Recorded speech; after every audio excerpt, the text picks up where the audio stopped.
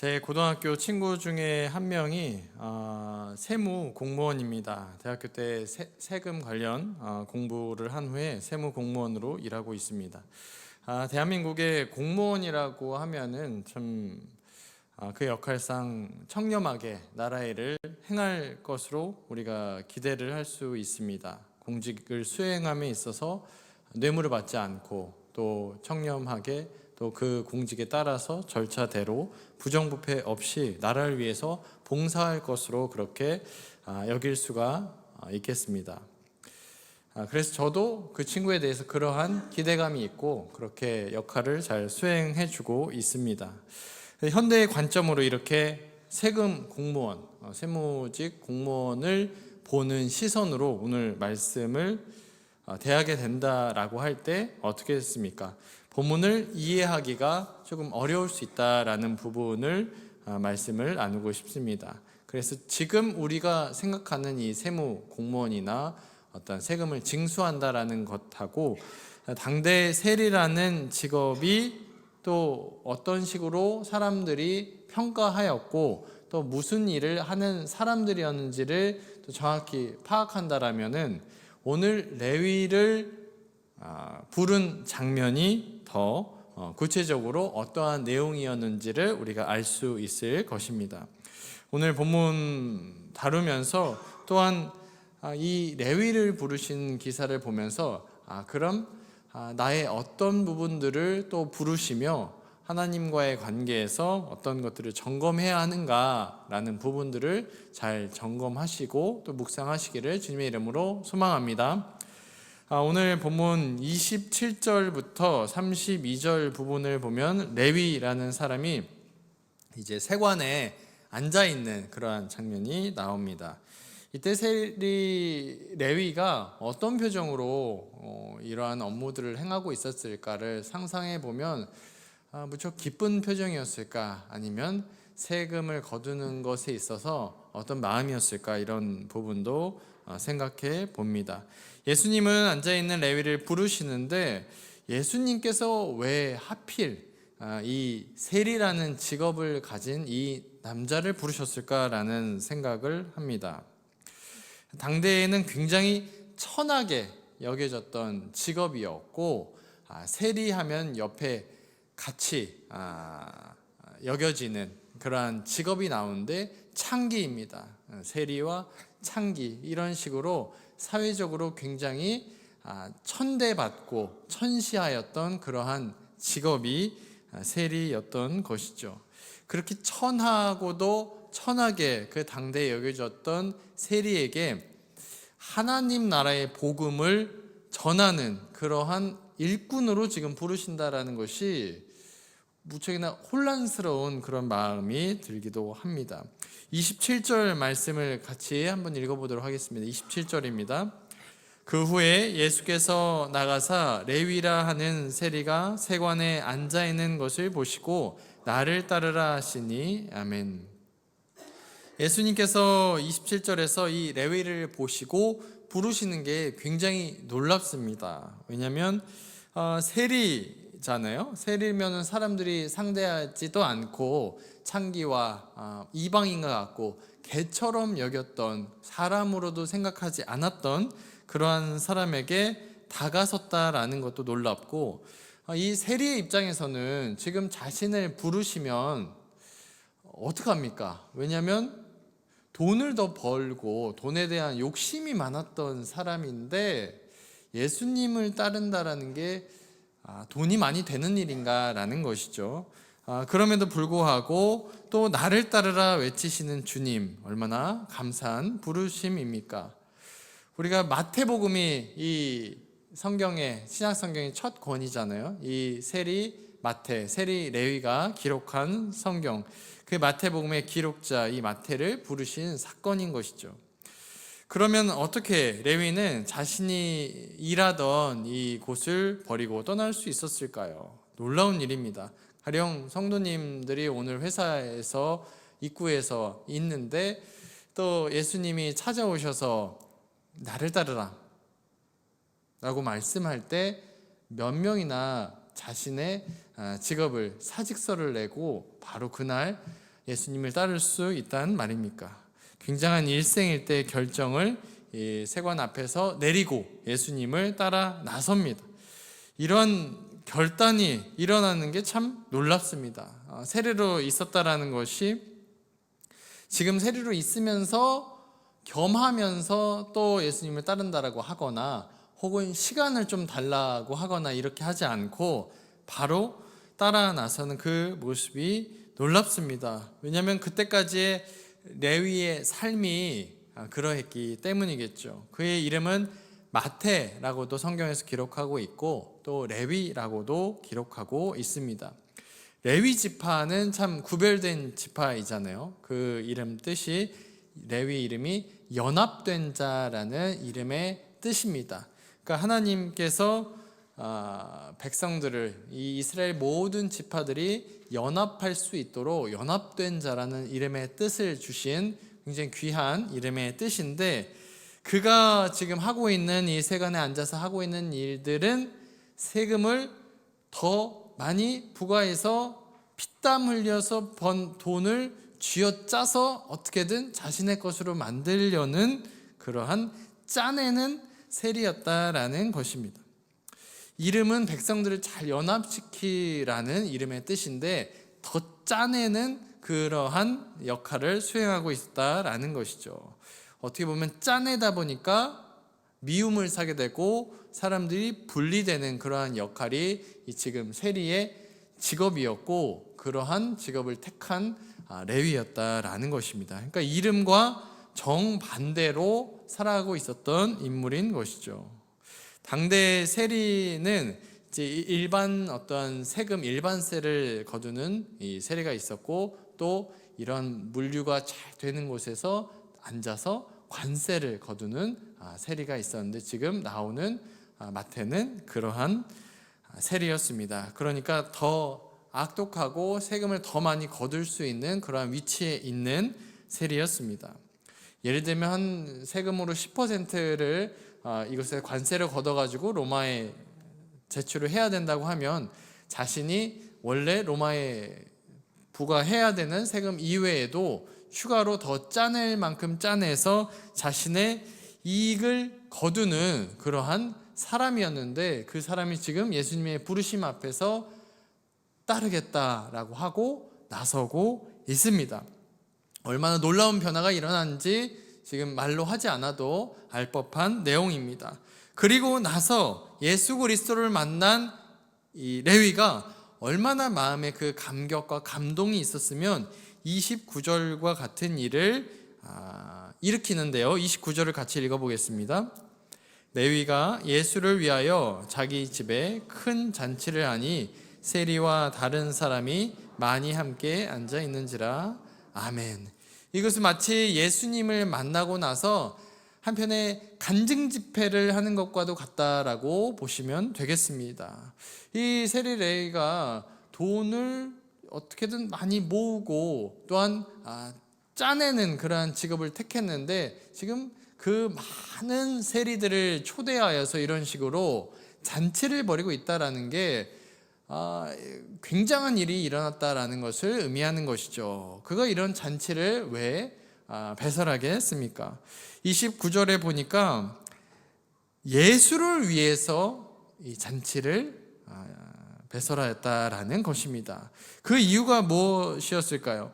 그가 경험한 예수 그리스도의 사랑, 예수 그리스도의 용서, 이것을 경험하니까 마음의 이 변화가 너무나 기뻐가지고 그가 친하게 지냈던 세리들을 다 불러가지고 예수님을 내가 만나보니까 이러이러한 변화가 있었다라는 것을 간증하고 싶었고 감격이 넘쳐서 주체할 수가 없었다라는 것을 알 수 있습니다. 오늘 본문 29절에서 그냥 잔치가 아니라 자기 집에서 어떤 잔치예요? 큰 잔치를 베풀었다라고 말합니다. 자신의 이름을 드러내기 위해서 내가 얼마나 명성이 있고 부를 쌓았다라는 잔치가 아니라 예수님을 위해서 예수님을 모시고 예수님의 이름을 알리고 예수님을 증거하는 그러한 잔치를 벌인 것이죠.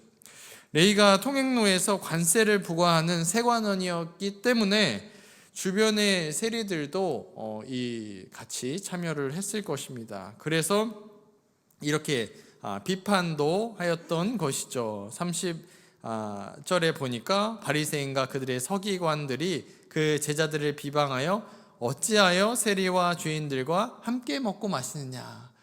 그러니까 그때 바리새인과 서기관들이 와서 이 세리는 뭐랑 같나요? 죄인과 같은, 이 죄인들과 왜 먹고 마시냐라고 말하였다라는 것입니다. 이어서 33절부터 9절에 보니까 이 묵은 포도주, 새 포도주 또 내용이 나오고, 또 이 새 옷과 또 헌옷 비유가 나옵니다. 이것은 이제 세리 레위를 부르심의 내용하고 또 예수님이 왜 오셨는가를 더 잘 설명하기 위해서 예수님께서 말씀을 해 주십니다. 33절 이하를 보니까 이렇게 말씀합니다. 그들이 예수께 말하되 요한의 제자는 자주 금식하며 기도하고 바리새인의 제자들도 또한 그리하되 당신의 제자들은 먹고 마시나이다. 그러니까 이때 때에 맞춰서 보통 월요일하고 목요일에 바리새인들이 금식을 하는 날로 구별하였습니다. 그런데 예수님께서 금식하지 않고 제자들도 금식하지 않자 왜 그런가를 물었습니다. 그러자 35절로 예수님 대답하시는데요. 35절 같이 읽겠습니다. 그러나 그날에 이르러 그들이 신랑을 빼앗기리니 그날에는 금식할 것이니라. 아멘. 아직 예수님 살아계시고 제자들은 예수님과 함께 하시니까 그때에는 지금은 금식하지 않고 예수님이 가실 때 이제 금식할 것이다 라고 하면서 지금은 아직 때가 아니다 라고 말씀하십니다. 마지막으로 36절부터 39절에 보니까 새 술은 새 부대에 넣어야 된다라는 비유를 알려주십니다. 오늘 본문에서 레위를 부르시고 금식을 말씀하시고 마지막으로 새 포도주 비유를 말씀하시면서 새 술은 새 부대에 넣으라고 하는 것이 마치 요한복음 2장의 그 결혼식 장면을 떠올리게 됩니다. 가나의 혼인잔치에서 예수 그리스도께서 통 6개의 물을 나눠 담으라고 말씀하시자 그 통에 포도주가 가득 채워졌죠. 예수님 오셔서 첫 일으킨 그 기사 가운데 이 복음의 생명력을 드러내는 구절이라고 할 수 있습니다. 예수님 생명력이 있다라는 부분을 이제 유대인들에게 알려주기 위함이었는데요. 이 말씀, 이 생명력뿐만 아니라 이 레위를 부르심의 기사에서 우리가 묵상하면서 또 실천할 부분들 3가지가 있을 텐데 31절 말씀부터 읽으면서 한번 첫 번째 부분 우리 묵상해 보도록 하겠습니다. 31절의 말씀 같이 읽어보겠습니다. 예수께서 대답하여 이르시되 건강한 자에게는 의사가 쓸데없고 병든 자에게라야 쓸데있나니. 아멘. 첫 번째는 예수님이 이제 병든 자를 위해서 오셨다라는 말씀입니다. 바리새인들이 말한 예수님께서 이 세리와 죄인들과 왜 같이 먹습니까? 라는 말씀은 다르게 얘기하면 어떻게 말씀드릴 수 있냐면 병든 사람이 왜 병원에 왔습니까? 라는 말씀하고 같습니다.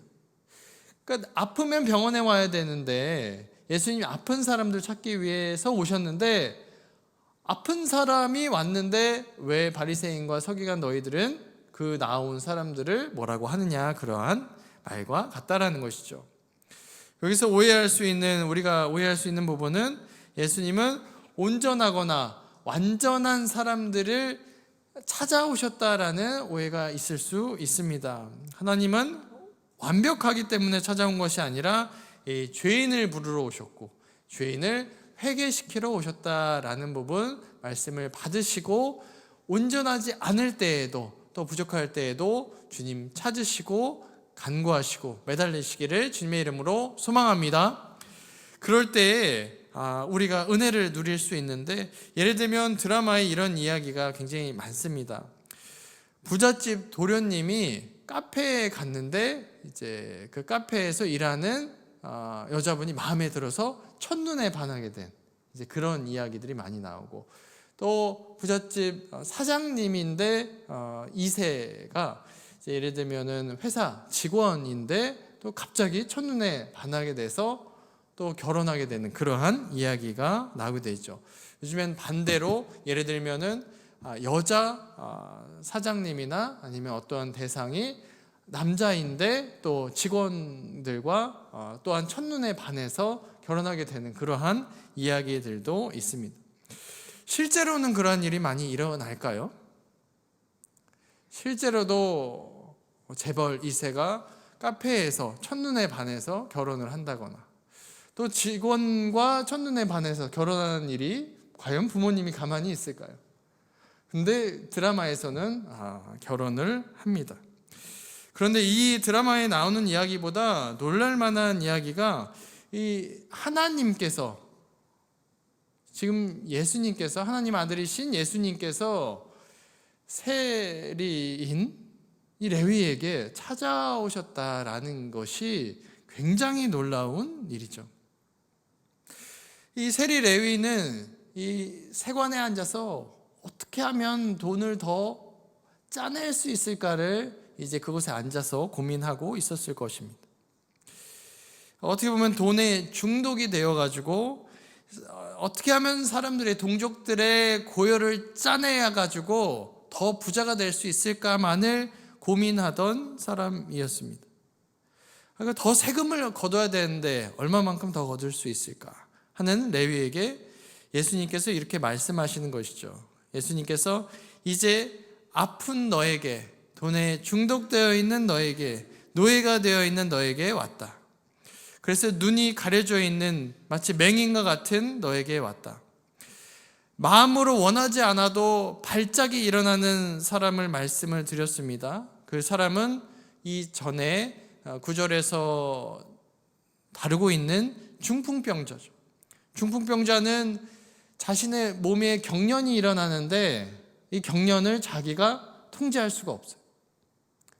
갑작스럽게 경련이 일어나면 손과 발이 떨립니다. 이 세리도 마찬가지로 돈의 그 세금을 얼마나 거둘 수 있을까를 고민할 때 자신의 마음이 경련이 일어나는 그러한 돈에 끌려다니고 있는 모습인 이 세리에게 예수님께서 찾아왔다라고 말씀합니다. 레위를 보면 세관 업무를 보고 있고 백성의 세금을 거두는 역할이잖아요. 눈으로 보았을 때 이 레위에게 몸에 뭔가 문제가 있거나 딱 봤을 때 경련이 일어나거나 이러한 것은 눈으로 발견할 수 없었을 것입니다. 아픈 사람이 아닙니다. 그러나 성경의 평가는 정확합니다. 31절을 다시 읽어보도록 하겠습니다. 31절입니다. 예수께서 대답하여 이르시되 건강한 자에게는 의사가 쓸데없고 병든 자에게라야 쓸데있나니. 아멘. 레위는 예수님이 보기에 병자였습니다. 그래서 예수님이 병자인 레위에게 찾아오신 것입니다. 중풍병자를 고치신 이후에 레위에게 오셔가지고 이 말씀을 하신 이유가 예수님이 중풍병자를 보는 시선하고 예수님이 레위를 보는 시선과 같은 선상에서 지금 보고 계신 것을 문맥으로 알 수가 있습니다. 저는 그렇습니다. 몸이 아파서 다친 분들을 보면 이제 마음이 점여오는, 어떻게 저렇게 아프실 수가 있을까? 그리고 그 아픈 분들의 가족분들은 얼마나 힘겨우실까? 그러한 마음의 아픔이 있습니다.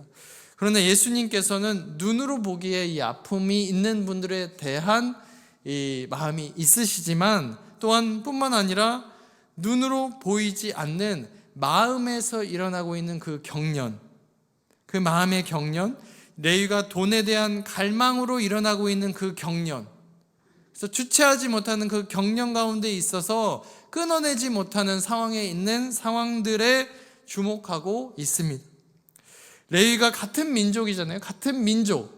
지금 레위라는 이름이지만 로마의 아래에서 어떻게든 한 푼이라도 더 쥐어짜기 원하는, 그리고 자신의 이익도 같이 취하기 원하는, 돈을 얻기 위한 자신도 통제하지 못하는, 주체할 수 없는 마음의 경련이 중풍병자와 같다라고 말씀합니다. 이렇게 외부에 보이는 이 부분들, 내면에 있는 부분들을 다 꿰뚫어 보시는 예수님께서 중풍병자나 레위나 다 고침이 필요한 병자로 보신다라는 것이죠. 병든 자를 부르러 오신 예수님의 부르심에 합당하게 예수님 앞에 건강한 자만은 부르는 것이 아니라 병든 자를 부르러 오셨구나라는 것, 짐진 자를 부르러 오셨구나라는 것을 아는 것은 내가 완전하니까 예수님 앞에 설 수 있구나라는 것이 아니라 언제나 나는 이러한 병든 모습일지라도 예수님 앞에 언제나 나아갈 수 있고 예수님께서 받아주실 것이다 라는 확신으로 나아가시기를 축복합니다. 이 부르심은 외적으로나 내적으로나 이 고침을 위해서 하나님께서 저와 성도님들을 부르시고 또 고쳐주실 것이다 라는 것을 기억하기를 원합니다. 병이 들었으면 병이 들었다라고 인정을 하고, 또 아프면 아프다라고 인정을 하고, 아프면 예수님께 나와서 다 앓을 때 회복을 경험하시기를 주의 이름으로 소망합니다. 둘째 주제는 복음이 새로운 옷이다라고 오늘 말씀에서 말씀을 합니다. 36절의 말씀을 같이 읽어보겠습니다. 또 비유하여 이르시되 새 옷에서 한 조각을 찢어 낡은 옷에 붙이는 자가 없나니 만일 그렇게 하면 새 옷을 찢을 뿐이요 또 새 옷에서 찢은 조각이 낡은 것에 어울리지 아니하리라. 아멘. 복음이 새로운 옷으로 지금 말씀을 합니다. 헌옷은 무엇일까요? 헌옷은 유대교에서 지금 행하고 있는 어떠한 내용들을 말씀합니다.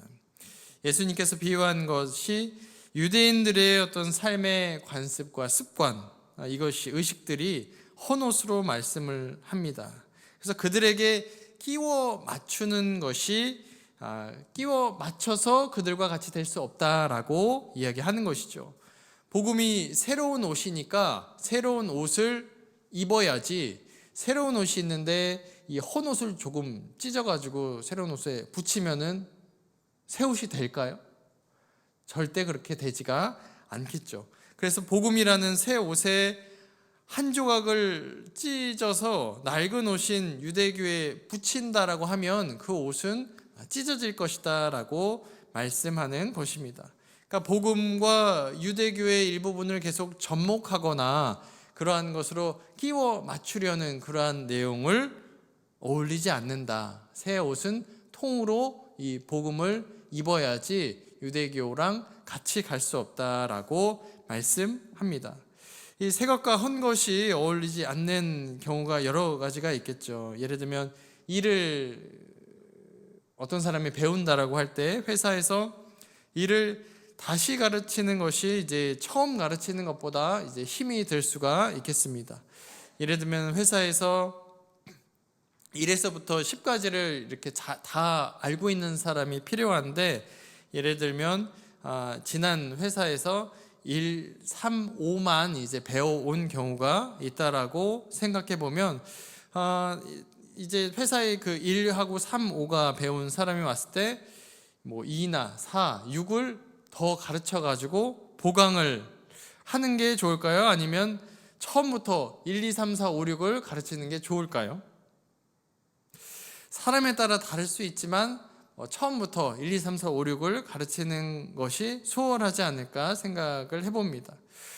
1, 3, 5를 배운 사람이 이제 1이나 3이나 5에 대한 자기의 색이 이제 분명하다라면은 뭐 새롭게 이제 알려주고자 할 때 그것이 어려울 것이기 때문입니다. 자신이 가진 어떤 일처리 방식이나 원하는 것을 이미 알고 있으니까 이제 새롭게 시작하기가 어려울 수 있겠습니다. 결혼에 있어서도 이제 마찬가지일 수도 있겠다라는 생각을 합니다. 20대 이제 결혼을 하면 어르신들께서 이제 못 모를 때 이제 결혼을 해야 된다라는 말씀을 이제 많이 하시죠. 그래서 20대에는 상대적으로 이제 자신의 어떤 기준이나 철학이나 이런 게 많이 세워져 있지 않으니까 이제 결혼을 하더라도 잘 서로 간에 맞춰갈 수 있지 않을까라는 말씀을 해주십니다. 그런데 40대나 50대가 되어가면 이제 자신의 인생관이나 철학이 점차 쌓여가지고 뭐 예를 들어 다른 남자나 여자들하고 만나서 맞춰가는 게 혼자 사는 것보다 더 이제 어려워지는 시점이 올 수가 있겠죠. 아까 직장과 동일하게 자신의 색이 맞춰지게 되면 그것을 수정하거나 고치기 어려울 수 있다라는 부분입니다. 운동도 이제 그럴 수가 있는데, 예를 들어서 어떤 한 운동을 이제 배운다라면 그 운동도 그냥 멋대로 한다라면은 운동이 자기만의 자세가 생길 수 있는데, 예를 들면 운동에 어떤 정확한 자세가 필요할 수 있잖아요. 예를 들면 업어치기를 해야 된다라고 하면은 무게 중심을 굉장히 낮춰가지고 상대방을 번쩍 들어 올려야 된다라고 이해를 하면, 그랬을 때 대충 자세를 우리가 배울 수도 있겠습니다. 그런데 대충 배운 사람이 그래서 그 자세가 굳어졌다라고 생각을 해볼게요. 그러면 굳어진 그 자세를 고칠 수가 있을까요?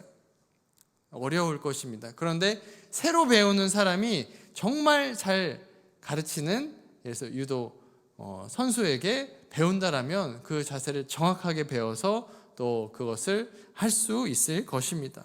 그러니까 누가복음 지금 5장 이 부분 36절에서 말씀하는 것이 그와 같습니다. 지금 혼옷, 유대교에 있는 낡은 의식과 절차, 전통을 복음이라는 새 옷, 그리스도 앞에서 대충 끼워 맞춰가지고 이것이 온전해질 수 없다라는 것이죠. 이미 혼옷인 그 옷을 새 옷에 한 조각 가지고 붙여 넣는 일은 안 된다라고 말씀하는 것입니다. 나는 길이요 진리요 생명이신 예수님께서 나로 말미암지 않고는 아버지께로 올 자가 없느니라 라고 말씀하시면서 예수님만이 길이요 진리요 생명이신데, 유대교의 전통이나 할례나 의식이나 여러 가지들을 접합해가지고 지금 예수님의 복음을 흐리고 있는 이 바리새인과 서기관들에게 나는 새 옷임으로 새 옷을 입으라라고 말씀하고 있습니다.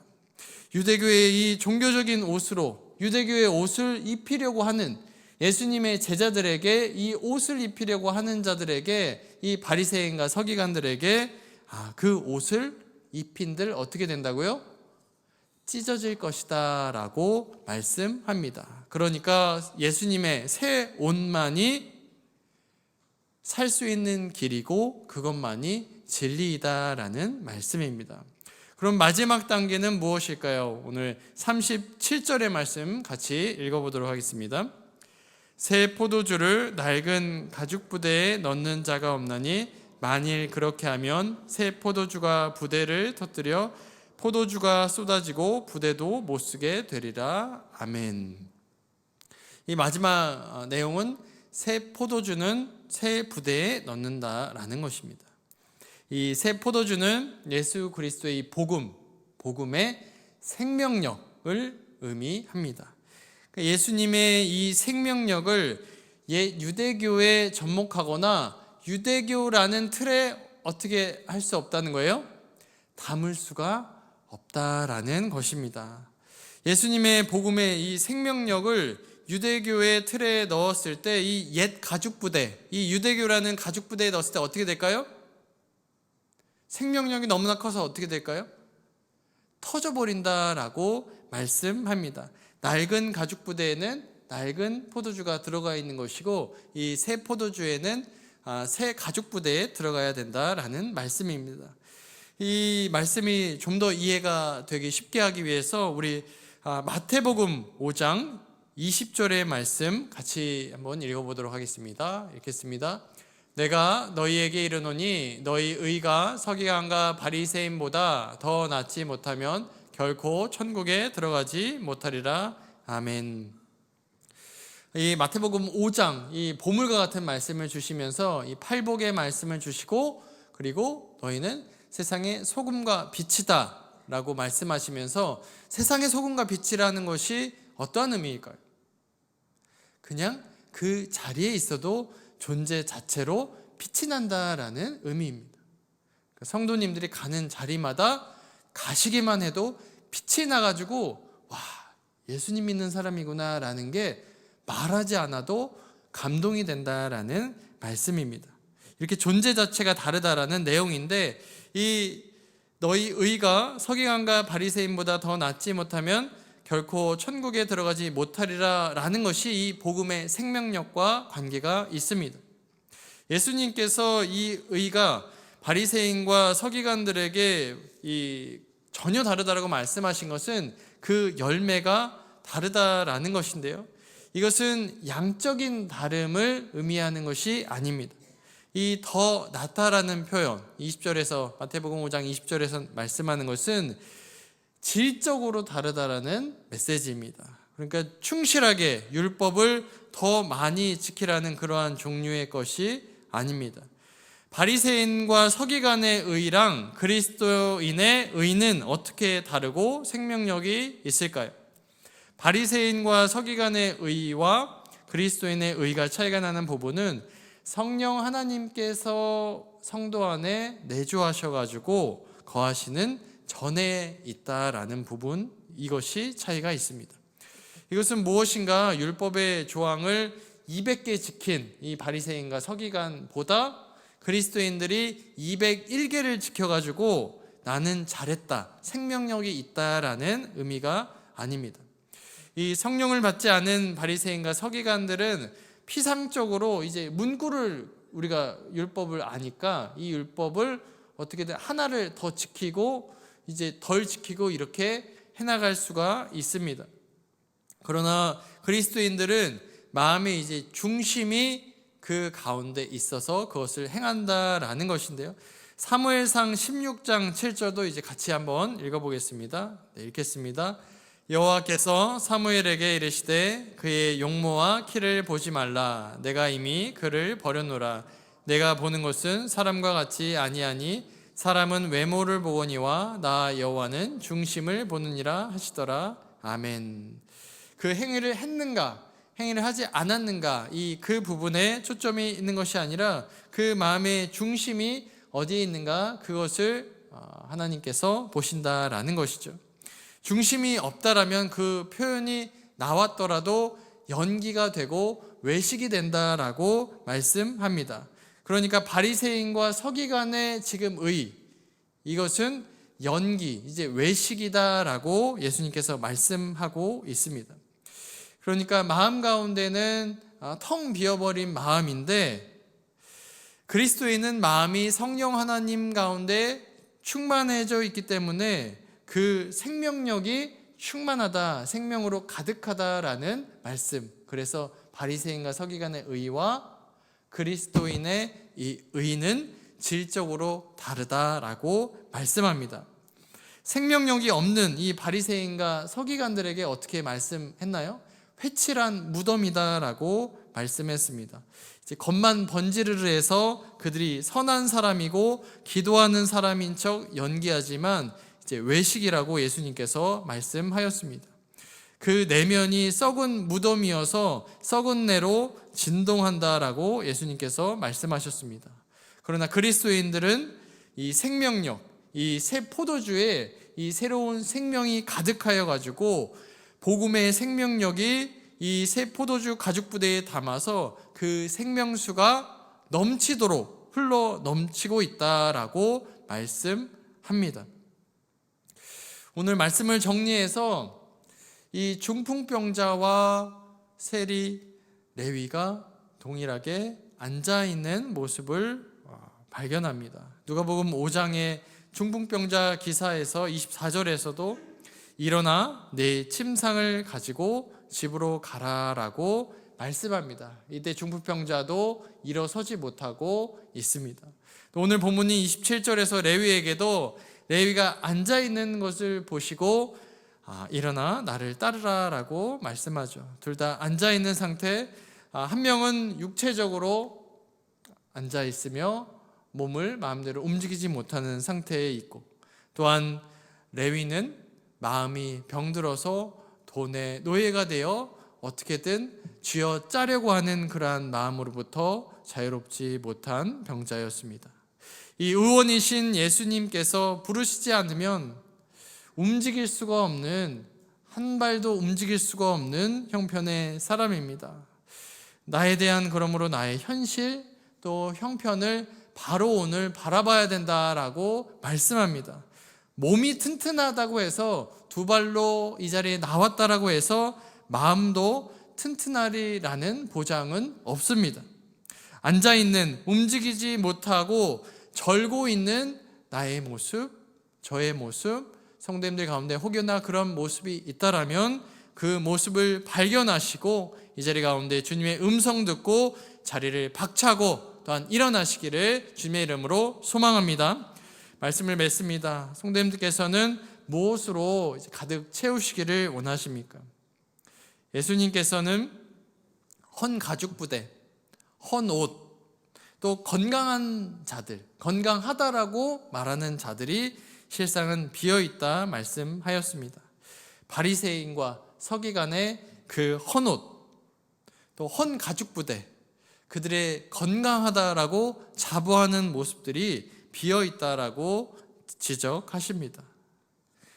그러나 채울 수 없는 곳에 채우고 비어있다라고 고백하는 성도님들 가운데 이 생명의 예수님이 풍성하게 채울 줄로 믿습니다. 그 놀라운 비밀을 발견하시고 그 눈으로 바라보시고 예수님만이 채워주실 줄로 믿습니다. 세리 레위, 이제 마태라는 이름으로도 이제 살아가는데, 마태라는 이름은 하나님의 선물이라는 이름입니다.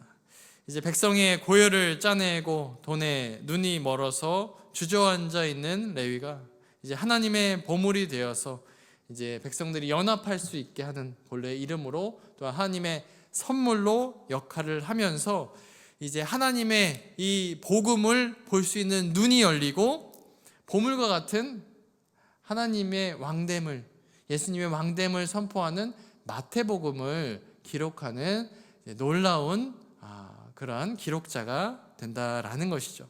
마태복음을 읽는 자마다 어떻게 될까요? 이 복음서를 읽고 변화되어서 예수님을 만나는 그러한 놀라운 역사를 누리게 됩니다. 우리 또한 이 마태복음을 읽고 이 복음을 접하게 되었죠. 이 말씀을 듣고 세리 레위에서 또 마태로의 전환을 우리 또한, 저와 사랑하시는 성도님들 또한 경험할 줄로 믿습니다.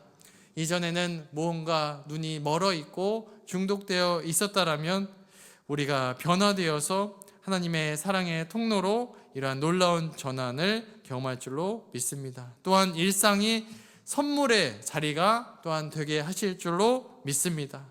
사랑하는 성도님들의 삶의 자리가 빛이 되고 소금이 되고 선물이 이미 되어 있는 줄로 믿으시기를 축원합니다. 이미 우리 성도님들이 삶이 선물인 줄로 기억하시며 우리 성도님들의 삶이 나가는 발걸음마다 많은 사람들에게 선물 상자가 되어서 그 보물을 잘 전하시는 축복된 인생길 살아가시기를 축복합니다.